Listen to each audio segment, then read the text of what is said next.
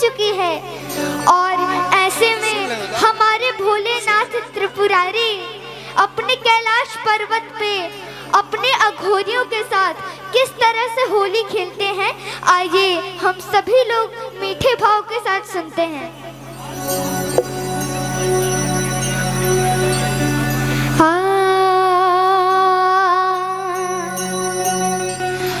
खेले मसाने में होरी दिगंबर, खेले मसाने में होरी।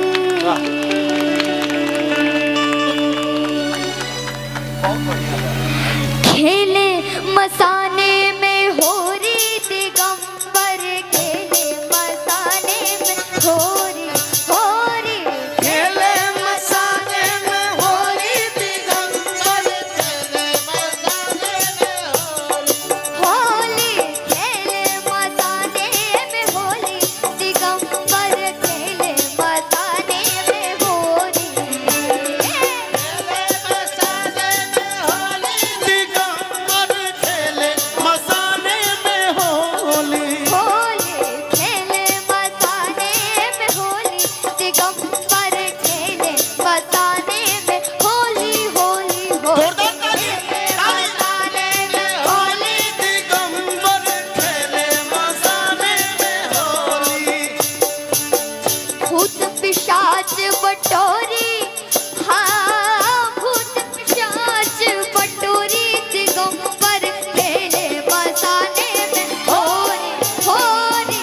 खेले मसाने में होली दिगंबर, खेले मसाने में होली। होली होली। खेले मसाने में होली दिगंबर, खेले मसाने में होली।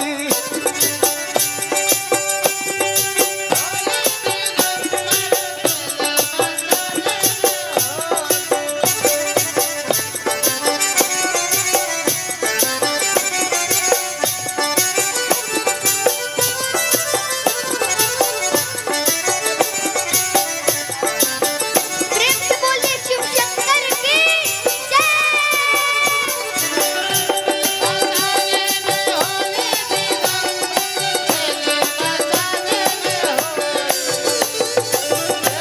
मसाने में होली दिगंबर, खेले मसाने में होली। गोप न गोपी श्याम न राधा, ना कोई रोक न कोनो बाधा, ना कोई रोक।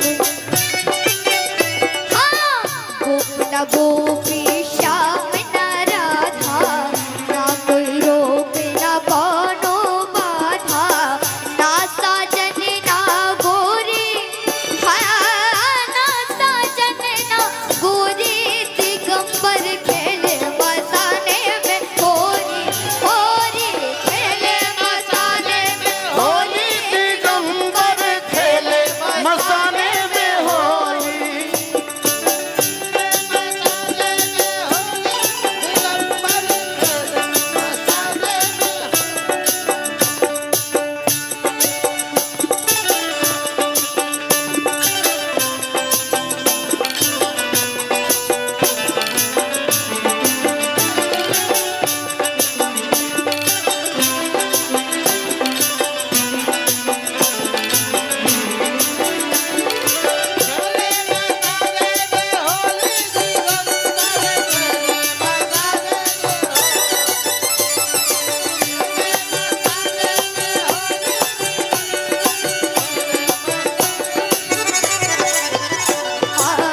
नाचत गावत डमरू धारी, छोड़े सर्प गरल पिचकारी, छोड़े सर्प।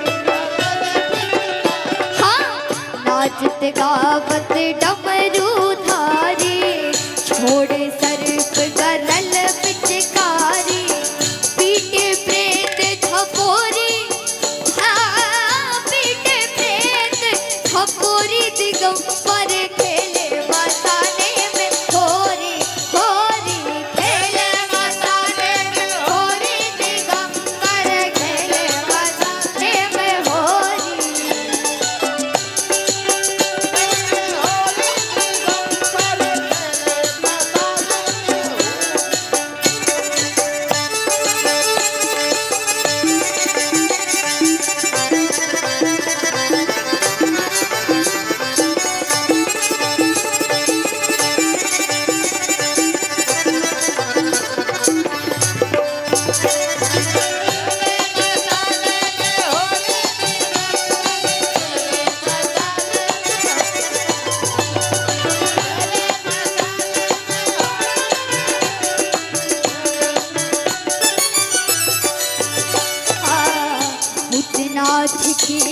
मंगल हो रे।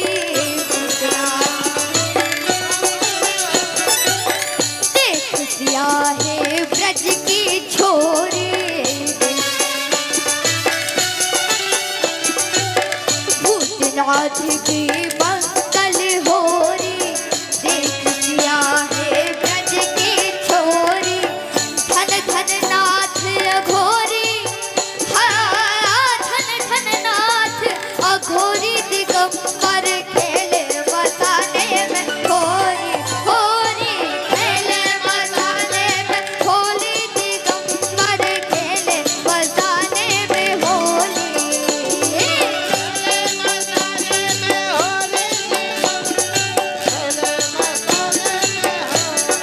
होली खेले मसाने में, होली दिगंबर खेले मसाने में, होली होली खेले